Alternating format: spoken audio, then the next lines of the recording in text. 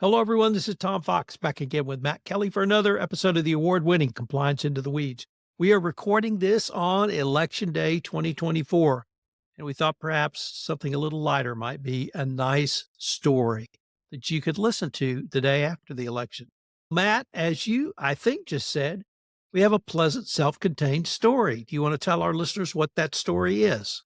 Yes, this is one of those two perfect examples of compliance issues in the news that anybody can appreciate. This is something that happened earlier this summer in Massachusetts that made headlines up here and probably here and there on late night TV or on the news wires.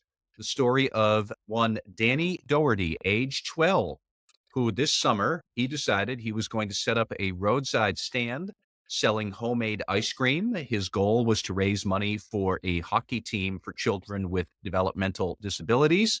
Wonderful thing, great gesture. We all could appreciate some young child like a go getter like Danny Doherty, except he was selling homemade ice cream, which is a health risk. And so the town health board in the town where he lived, Norwood, Massachusetts, which is about 30 miles away from where I live, the health officials there had to shut him down because he posed a public health risk by selling homemade ice cream. That is a violation of the Massachusetts Food Code.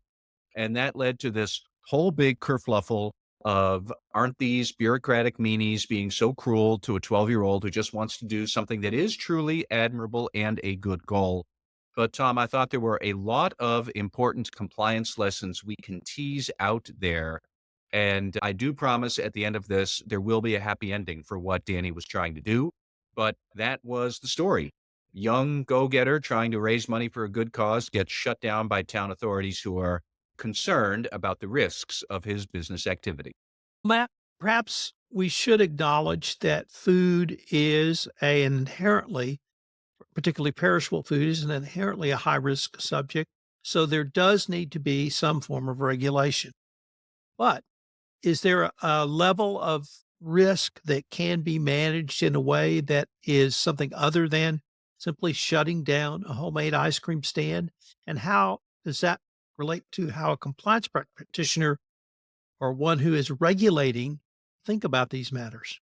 Yeah, so that's where I started with my compliance lessons was the importance of taking a risk-based approach because the health inspectors, who in this story are really a metaphor for the compliance officer, the health inspectors were not wrong to say selling homemade ice cream is a risk.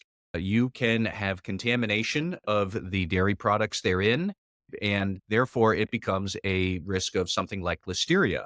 And funny enough, just earlier this summer, several weeks before Danny launched his one man homemade ice cream stand, there was one of the largest commercial manufacturers of ice cream in the United States had a listeria outbreak in contaminated ice cream, and they had to pull more than 60 brands of ice cream off the shelf.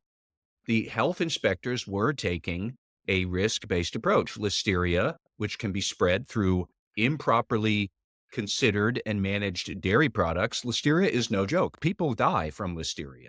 I am actually on the health department side here that they had to do something. Now, contrast that to some of the many other food products that we have seen young, industrious children selling on the side of the road, such as lemonade, that's water, sugar, and lemons, or cookies, which are flour, butter, and eggs. At least that's the cookies that my kids made just the other day. Those are much less of a risk of a foodborne illness. And so I think a lot of people just kind of turn a blind eye to kids who are just trying to step into economic enterprise like that because lemonade or cookies or probably various other things. Kids sell Pokemon cards and candy in my neighborhood too. Those are extremely low risk for anything like food poisoning. Homemade ice cream is not. Um, so that it was my first point here is that let's think about, is this a real risk and it needs to be addressed? If it does, then you have to address it, even if the person doing this is a 12-year-old. Tom, my next point was also I did want to underline the fact that Danny Doherty, the protagonist here, is a great kid, and we should all be praising him for his interest in trying to raise money for the hockey team for his brother and other developmentally challenged children. And I think that's another good point compliance people should appreciate is that a lot of compliance infractions and failures and risks, they come from a place of well-meaning. Like Danny was not deliberately trying to infect people with anything. He might not even have understood the consequences of his actions. But we have to be able to think through, how do compliance violations occur? Many times they occur because somebody thinks they're trying to do something for the greater good. They don't understand the exact risks or consequences of their actions. And that's what compliance officers need to try to intercept. Ideally, by a lot of training, by a lot of messaging, by a lot of support of the managers, who in this case, I suppose, might be, say, Danny's parents, that parents or managers would reach out and say, we know you're trying to do the right thing, but you're doing the right thing in a way that is too risky, and we should try it some other way. That was my other lesson. And then the third big lesson was, this is another important detail, the way the health inspectors conveyed to Danny that he had to shut down his operations. They sent him a letter that very tersely said, your operation is in violation of the Massachusetts Food Code and you must cease forthwith. And okay, I'm in favor of good documentation when a compliance failure or compliance incident happens. But was that really the right approach to this to start this conversation? And there, I think that the health inspectors may have gone a bit overzealous with their enforcement. Think about it. Friends in HR would always say, whenever possible, start with a verbal warning to an employee who is doing some violation of policy. If you need to escalate it, go ahead. Then send the written warning, then start to get more escalatory.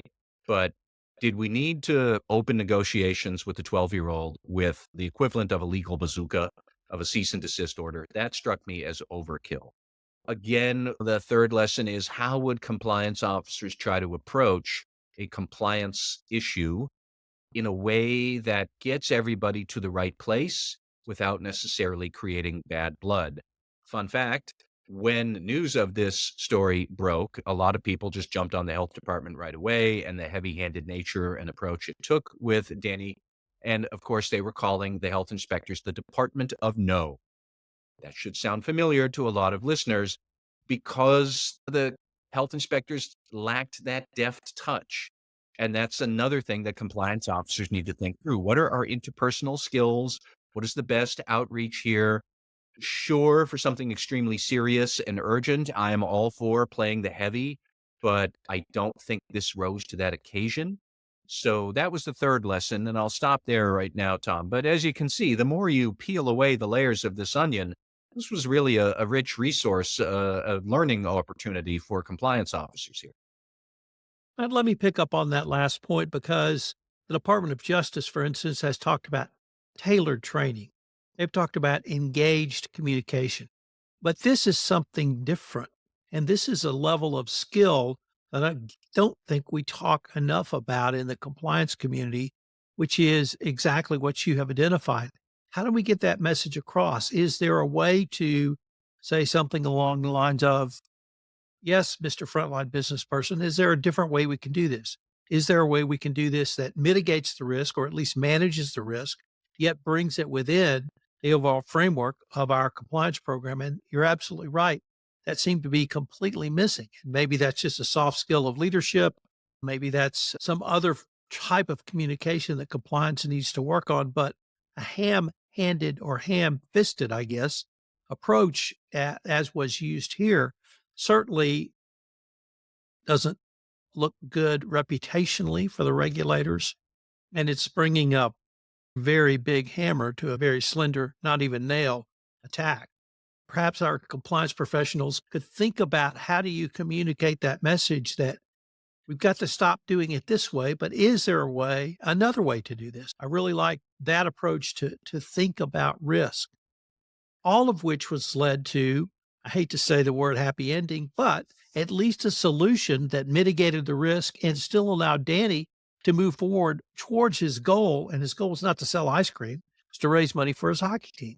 How did they accomplish that goal? This was good news at the end here. So ultimately, Danny, he had to stop selling his ice cream, which he did. The ice cream that he had, he gave away. And then he approached a local radio station that said that they would be more than happy to help raise awareness for him. And they were accepting donations. The radio station gave him a fundraiser. And so when all is said and done, Danny did manage to raise $20,000 for the hockey team. They're known as the Boston Bear Cubs. That was more than enough to keep that team going for a full year. So there is a happy ending here. It took a bunch of twists and turns. Tom, I would just want to maybe call out one or two other points because I know there are going to be some people who still at the end of this roll their eyes at what the regulators did. And did we really need to shut down a 12-year-old selling homemade ice cream? Let me put it this way. What if instead of a 12-year-old boy, it was two 17-year-olds selling homemade ice cream for profit and they were doing it at scale because they're 17, they've got a good operation, they're selling it to hundreds of people. Or what if it was an adult who's just selling ice cream on the side of the road just because he wants to thumb his nose at local regulations? Would we still be rolling our eyes at the health board for intercepting those kind of operations? Probably not, because everybody would see that's different. And here's the thing, it's not. People who might say that's different, they're talking about a difference of scale. 12-year-olds selling ice cream, probably in dribs and drabs, versus 17-year-olds who are selling it out of the back of some truck, or a guy who's trying to sell it for a profit. But fundamentally, the scale of their operation isn't important. The risk is the important thing. And the risk of listeria from poor handling of homemade ice cream exists regardless of scale. And that is my point, is that the rules don't exist to hold certain people accountable. The rules exist to address specific risks. And that's another point that I think compliance officers need to focus on. It helps to explain the sort of, why are we here? What are we trying to do? And those are questions that a lot of first line people will often ask when a compliance officer shows up, because you are basically there to tell them they can't do what they want. And they're going to ask, why not? It's got nothing to do with you personally. It's got to do everything to do with the risk of your operation. And here is this risk, whether it's listeria or a foreign bribery thing or poor cybersecurity practices or anything else. That's where you want to focus your conversation. And then I would also advocate, as we were just saying before, don't start negotiations with a bazooka, such as a cease and desist letter or threatening an employee to be fired. Just say, look, you can't do this thing here. But if you did this other thing that would get you to the same point, that would be perfectly fine. You can't sell homemade ice cream, but you can sell lemonade that you're mixing together right there because it's just lemonade mix, ice, and water. Or you can sell cookies that you've made because the temperature from a cookie will generally eradicate any foodborne pathogen concerns we have. Things like that. And so a lot of it is just thinking through the interpersonal skills, the deft touch. We do need to keep a certain perspective here so that you can keep all stakeholders, Danny, his parents, the public, all stakeholders focused on the important thing, which is that this risk isn't going to go haywire and cause deaths from listeria, or if it's in the corporate world, a giant cybersecurity breach or a giant enforcement action. That's what we're all worried about. We're all on the same team to avoid that. How do we do something else to get you still to your same goal of processing data, making your sales quota, selling or raising money for your brother's hockey team, something like that? It just, when you strip away the corporate examples and focus on something nice and small, like a boy selling ice cream for charity, these compliance lessons can become so much more clear and understandable and humanized. And that, I think, is why I like writing about these sort of cases. I'm glad that Danny had a good, happy ending, but there's a lot that you can learn here. Matt, and the point you raised about the cookies and or lemonade, you raised that at the start of this podcast, and I wanted to circle back to those specifically because both of those would have allowed him to move towards his overall goal, which was to raise money for his hockey team. As I said a little bit earlier, he didn't start off wanting to sell ice cream. Started off wanting to raise money. Then he incorporated additional strategies for raising that money through the radio station, through a fundraising drive, perhaps through others. And I think those two examples of selling edible or drinkable goods that at least I've been a part of a lemonade store stand as a dad are well known and well honored within the American growing up tradition, and it's Yeah. something that everyone would be comfortable with as using an example, but also moving to the radio station who either reached out to him or he reached out to them.